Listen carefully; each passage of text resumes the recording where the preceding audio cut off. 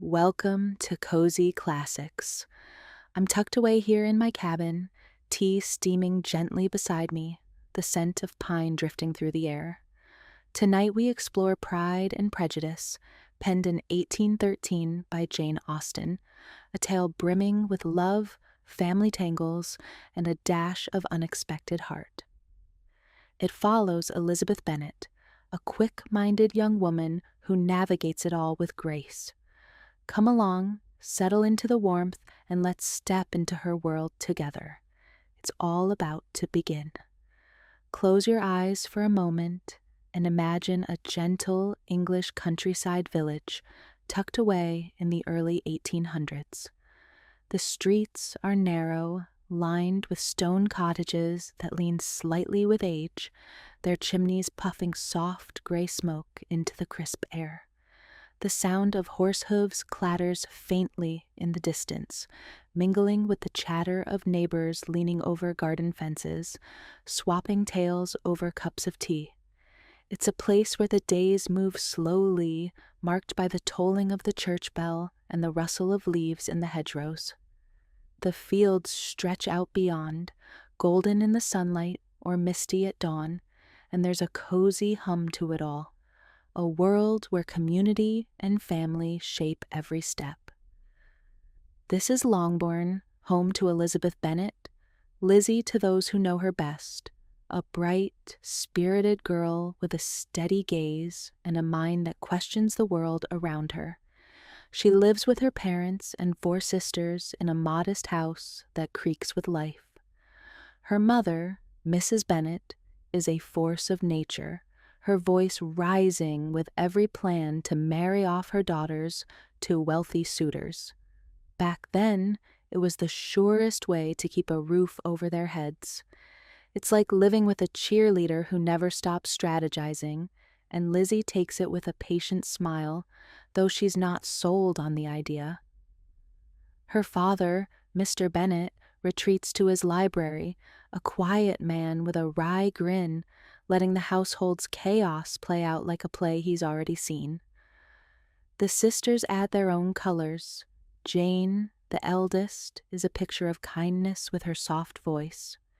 Mary buries herself in books or hymns, and Kitty and Lydia, the youngest, flit about, dreaming of dances and red-coated soldiers. It's a lively home, filled with laughter and the occasional squabble, and Lizzie stands out, thoughtful, a little stubborn, always observing. One afternoon, the village stirs with news of Mr. Bingley, a cheerful, well-off gentleman who's taken up residence at Netherfield, a sprawling estate just beyond the fields. He arrives with his sisters and his friend, Mr. Darcy, a tall figure with a fortune but a reserved air that feels like a wall.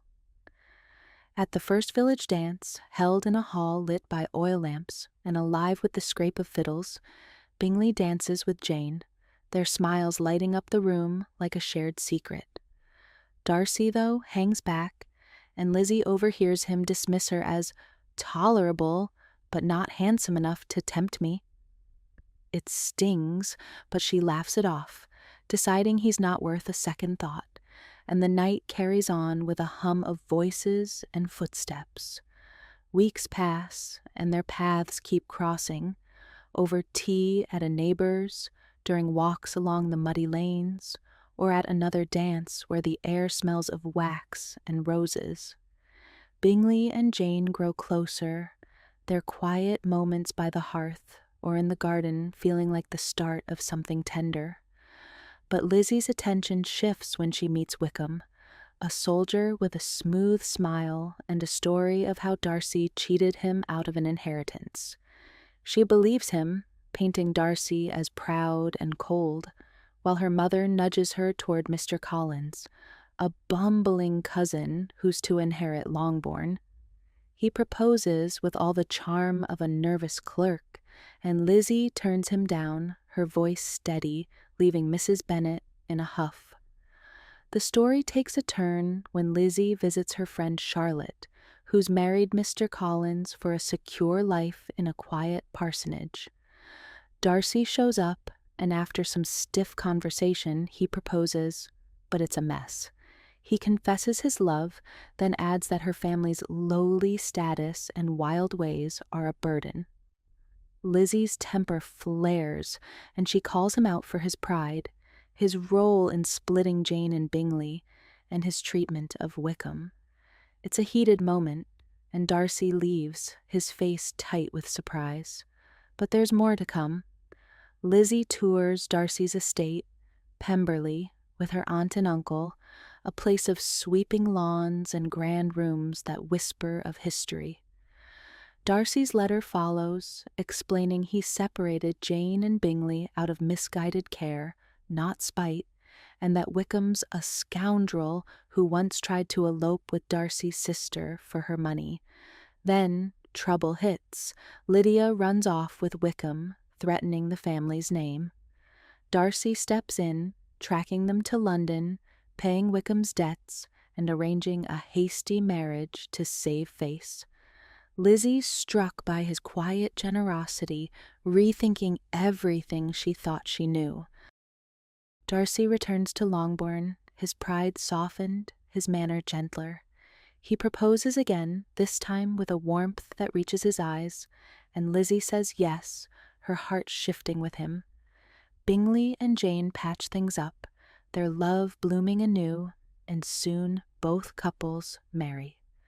The story ends with a ball at Longbourn, the hall filled with music and laughter, the sisters twirling in their best dresses, and the village fields glowing under a summer sky, a picture of imperfect, joyful unity. So, what keeps Pride and Prejudice alive for us? It's about real people stumbling through life. The title, Pride and Prejudice, came from Austen to highlight how Lizzie's quick takes and Darcy's standoffish vibe kick off the drama, a bit like how we sometimes misread a classmate or a new friend. Lizzie's growth feels like figuring out who to trust after a mix-up, while Darcy's change shows we can rethink ourselves. It's a story about connection, about peeling back the layers to find something true. It's like curling up with a good playlist after a long shift, comforting, with a beat that sticks with you. Whether you're here to unwind or just soak in a tale, let this one settle in like a warm memory. That was Pride and Prejudice, brought to life right here in the cabin. I hope it felt like you walked every step with Lizzie and Darcy. No book required. If you loved it, drop a comment with your favorite part or the next story you'd like. Maybe The Secret Garden or Alice in Wonderland. Until then, take your time with it, and I'll see you soon. Good night.